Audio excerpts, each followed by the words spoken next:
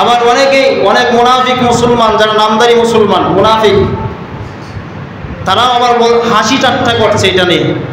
হুজুররা বৃষ্টি আসে না বলে নামাজ আদায় করছে গিয়ে বৃষ্টি আইসা পড়বে, এমন মুনাফিক আছে না নাই? আমার আপনার আশেপাশে অনেক মুনাফিক আছে, হাসি ঠাট্টা করছে। আরে মিয়া, হাসি ঠাট্টা যে করছো এটা তো রাসূলের একটা সুন্নাহ।